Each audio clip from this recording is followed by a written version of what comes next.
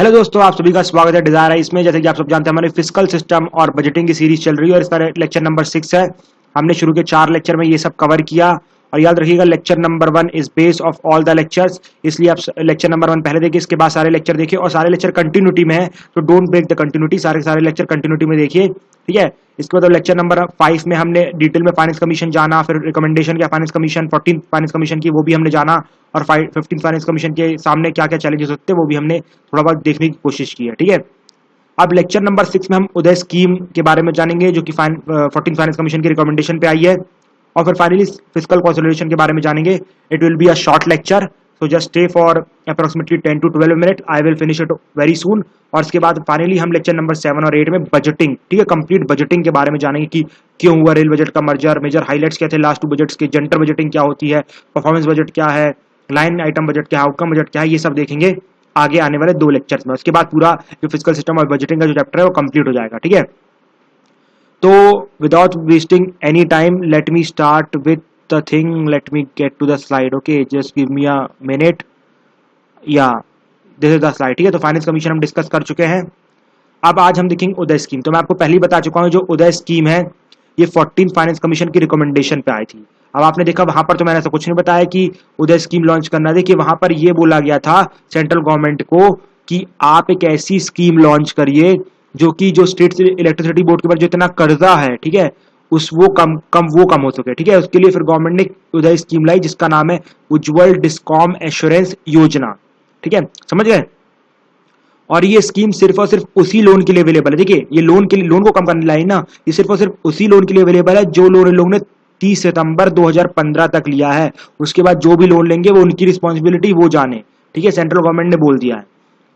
अब सबसे बड़ी बात, तो लोन ज्यादा होगा तभी मतलब ये स्कीम लॉन्च की गई। आप सोच के शॉक्ड हो जाएंगे कि उनके पास लोन है 3 लाख, दैट मीन्स 3.8 लाख करोड़ का, ठीक है, 3.8 लाख करोड़ का। दैट मीन्स इतना बड़ा लोन है, यू कैन कंसिडर, मतलब it is a very big loan, मतलब बहुत ही मुश्किल होगा इसे दैट मीन्स हटाने में। तो उसके क्या रीजन है जिसकी वजह से इन्हें मेजर ये लॉसेस देखने को मिले, मतलब ये इतना लॉस देखने को मिला। सबसे पहला लॉस तो ये है कि गवर्नमेंट क्या करती है, जैसे जो स्टेट इलेक्ट्रिसिटी बोर्ड तो गवर्नमेंट के हाथ में रहती है, स्टेट गवर्नमेंट के हाथ में, तो वो लोग क्या करते हैं कि उसके प्राइजेस कम कर देते हैं इलेक्शन के टाइम पे, जिसकी वजह से बहुत ही ज्यादा लॉस होता है इन स्टेट इलेक्ट्रिसिटी बोर्ड को। फिर दूसरा ये कि लोग तो पेमेंट ही नहीं करते, रात में लुग्गी डाल लेते हैं। हमारे यूजुअली लुग्गी बोलते हैं, रात में क्या किया जाता है, अभी भी हमारे काफी एरियाज में होता है, वहां पर जो वायर्स रहती है उसमें वो जो मेन जो इलेक्ट्रिक मीटर तार रहता है उसको हटा के वो लोग किसी और के तार में डाल देते हैं, मतलब उनका पैसा बच जाता है। या फिर जो सेम जो किसी कंपनी में तार जा रही होती है वहां पर डाल देते हैं तो उनका पैसा बच जाता है, ठीक है। और फिर इसके बाद पावर थेफ्ट, मतलब वही चोरी करना, बेचना, ये and all these things, this all come under power theft. और सबसे बड़ा लॉस तो ये, आपको ये जान के शॉक होगा कि हमारा जो इंफ्रास्ट्रक्चर है, मतलब जो तारें बिछी हुई हैं अभी तक इलेक्ट्रिसिटी प्रोवाइड करने से, उनसे अप्रोक्सीमेटली 30 से 40% का लॉस होता है। मतलब जो गवर्नमेंट ऑफ दैट मीन जो स्टेट इलेक्ट्रिसिटी बोर्ड है, अगर अपने सोर्स से 100 रुपए की दैट मीन्स 100% इलेक्ट्रिसिटी भेज रहे हैं, तो वो जनता के पास पहुंचते पहुंचते सिर्फ और सिर्फ 60% बचती है। मतलब 30 से 40% का लॉस हो जाता है। कहाँ? ये बेकार इंफ्रास्ट्रक्चर, बेकार तार, बेकार ये सब चीजों से, ठीक है। अब ये जो लोग हैं वो सिर्फ 60% के लिए पैसा भरते हैं, और जो बाकी का ये जो बीच में जो 40% गया उसके ऊपर पैसा कौन भरेगा? कोई नहीं, वो तो बेकार हो गया। तो वहां पर भी इतना बड़ा लॉस होता है। सो सबसे बड़ा मेजर लॉस ये subsidies non payment of bills नहीं है, वो तो ट्रांसमिशन एंड डिस्ट्रीब्यूशन लॉसेस है, तो उसको कम करना है, ठीक है। तो वो आगे कैसे अब हेल्प मिलेगी उसे मैं आपको आगे बताता हूँ। अब सबसे बड़ी बात तो ये आती है कि अब जैसे इनके पास पैसा नहीं रहता, आपने देखा कि इतना बड़ा लोन है, अप्रोक्सीमेटली 4,00,000 करोड़ का लोन है, तो अब वो लोग अपना इंफ्रास्ट्रक्चर अपग्रेड नहीं कर पाते, ठीक है, मतलब नई तारें नहीं डाल पाते हैं, नई मीटर्स नहीं ला पाते हैं, जिसकी वजह से उनका ये लॉसेस बढ़ता जाता है। मैंने आपको पहले बता चुका हूं, अप्रोक्सीमेटली 30 से 40% लॉस कहां ऊपर होता है इनको? इंफ्रास्ट्रक्चर की वजह से। उनका जो बेकार इंफ्रास्ट्रक्चर है, बेकार तारे हैं, उससे लॉस हो जाता है, ठीक है, तो वहां पर कवर नहीं हो पाता है। तो अब ये क्या है, ये सेंट्रल गवर्नमेंट ऑफ इंडिया के जो नए प्लान्स हैं उनके लिए बहुत ही बड़ा ड्रॉबैक है। क्यों?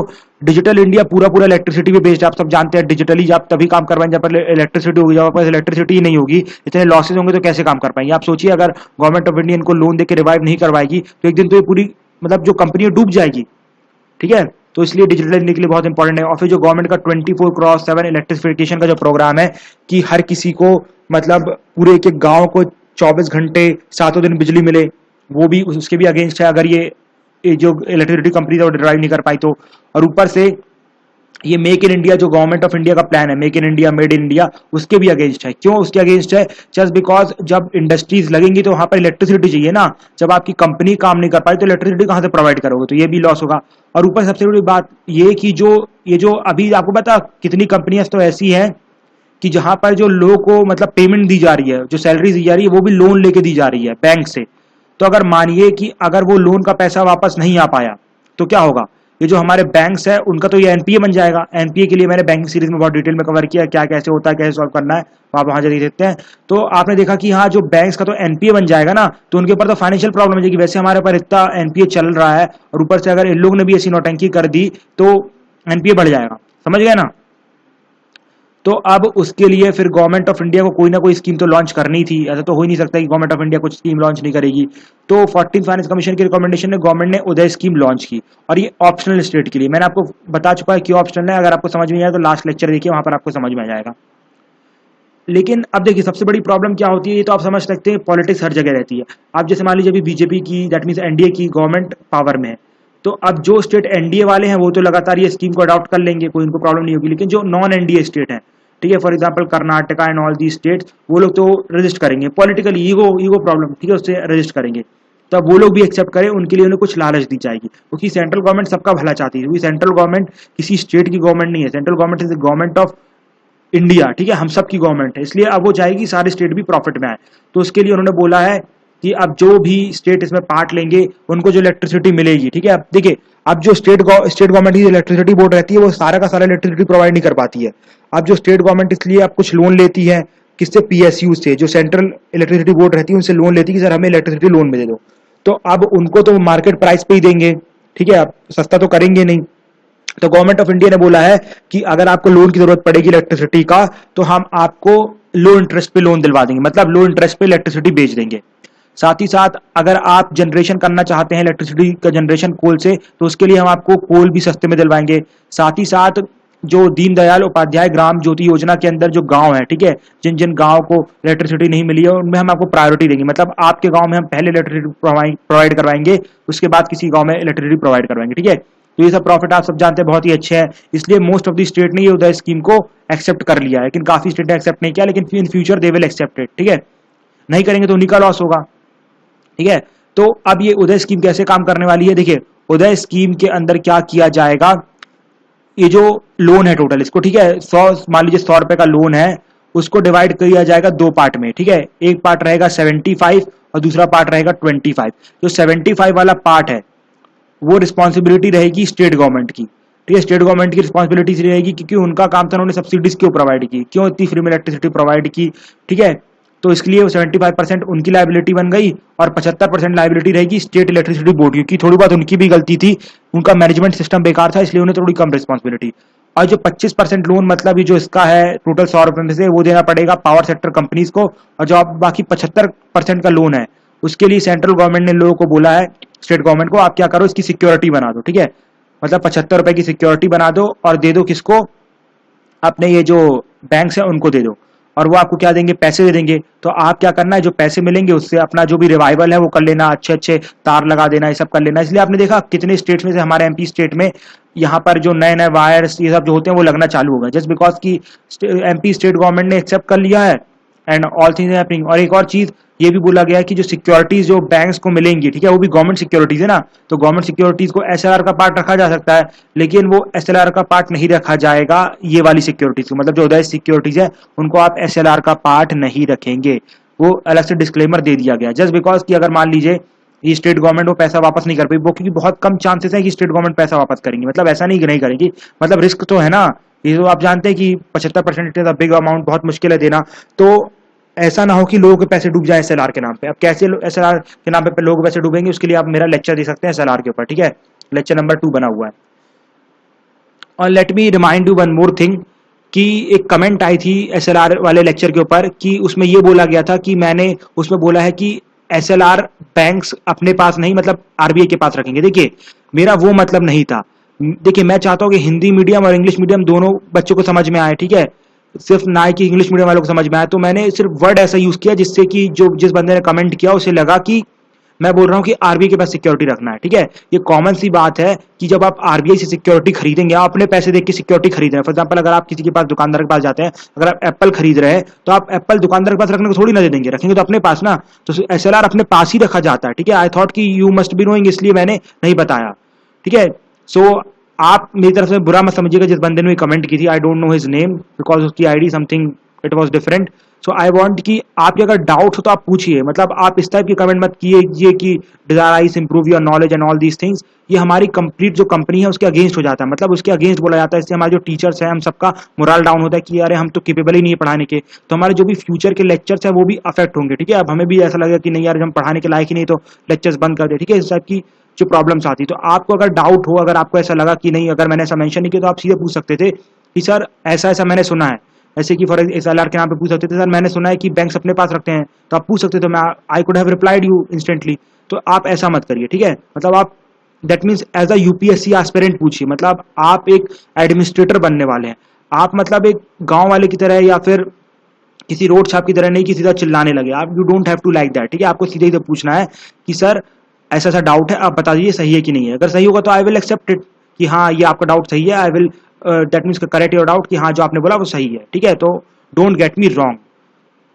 अब फाइनली आज का जो लास्ट टॉपिक है और जो फिजिकल सिस्टम का लास्ट टॉपिक है, उसके बाद हम बजटिंग चालू करेंगे इसी के अंदर लेक्चर नंबर 7 और 8 में। तो फिजिकल सिस्टम का जो टॉपिक है उसमें हम जो लास्ट टॉपिक में देखने को मिलता है वो है फिजिकल कंसोलिडेशन।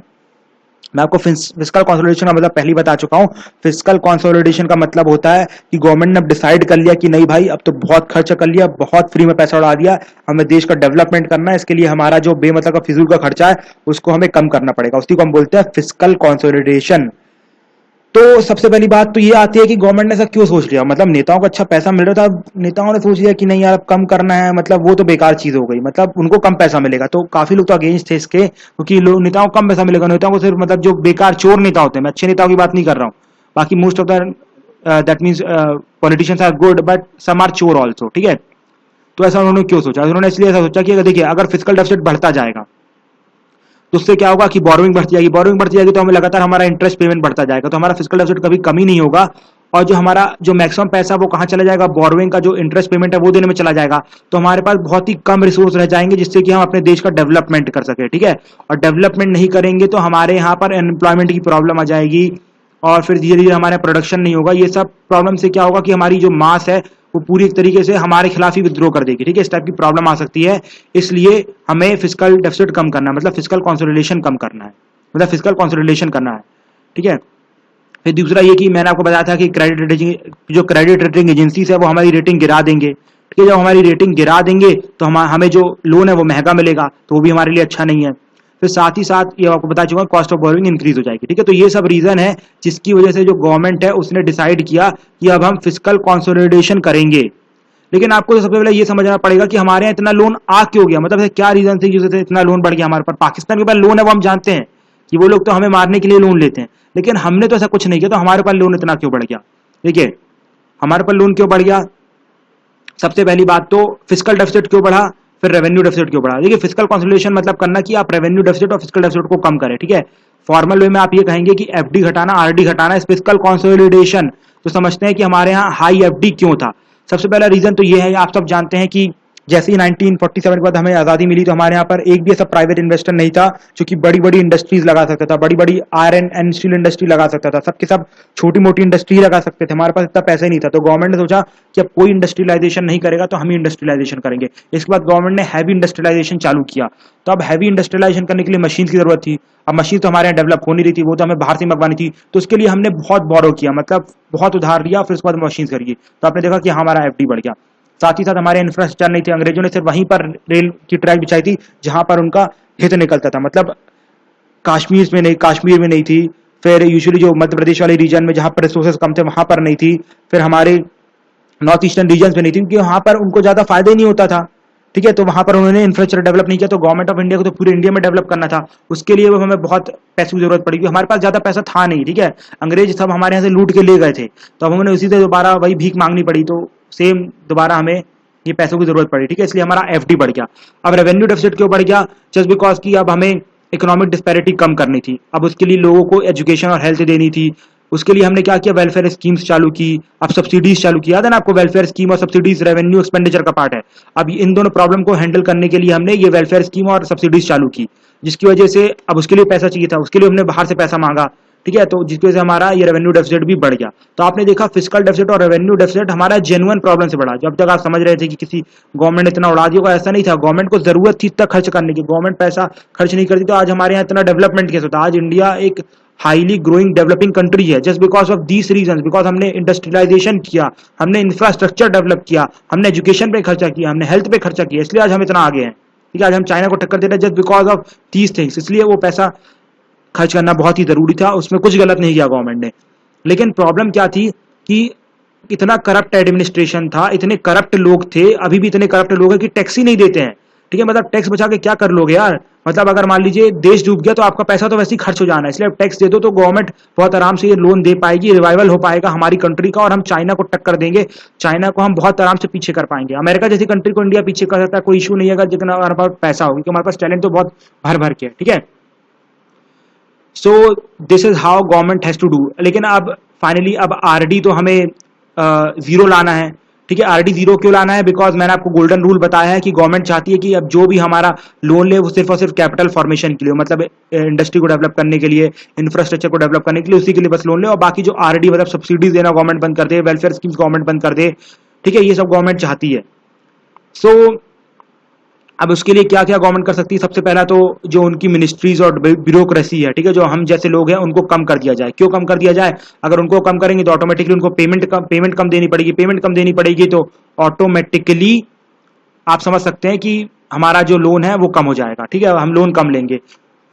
अब इसलिए आपको याद होगा कि इस बार 782 पोस्ट आई थी। क्यों 782 पोस्ट आई थी, just because government is working on this rule. साथ ही साथ जो वेलफेयर स्कीम तो भी गवर्नमेंट कट डाउन करने की कोशिश कर रही है, लेकिन पूरा कट डाउन नहीं कर पाई क्योंकि हमारी कंडीशन ही ऐसी है, हमारे यहाँ पॉवर्टी इतनी है कि हम वेलफेयर स्कीम को बंद नहीं कर सकते। वेलफेयर स्कीम बंद कर देंगे तो हमारे यहाँ पॉवर्टी और बढ़ जाएगी। ठीक है, साथ ही साथ सब्सिडीज भी देना जरूरी है जस्ट बिकॉज ऑफ पॉवर्टी।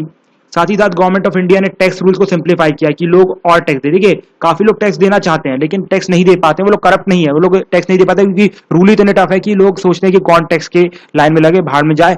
लेकिन इसलिए गवर्नमेंट ने अब ऑनलाइन सिस्टम पे आना चालू कर दिया। ठीक है, इसके बाद लॉस को भी सिंप्लीफाई कर रही है, मैं आपको बता ही चुका हूं। साथ ही साथ गवर्नमेंट कैशलेस की तरफ मूव रही, कैशलेस की तरफ मूव करेगी तो ऑटोमेटिकली सबका ऑनलाइन डेटा होगा तो गवर्नमेंट बहुत आराम से लोगों को ट्रैक कर पाएगी, लोगों से टैक्स मांग पाएगी। ठीक है, सो इस तरीके से गवर्नमेंट हमारा फिस्कल कंसोलिडेशन करेगी। So this is all about our fiscal system series. अब जो इसका दूसरा सेक्शन है बजटिंग, उसमें हम 2 लेक्चर लेंगे और उसमें मर्जर ऑफ रेल बजट और ये सब चीजें डिस्कस करेंगे। Fine, so we will meet in lecture number 7 and 8. Till that time, thank you, have a nice day friends, and do like, share these lectures. Thank you, have a nice day.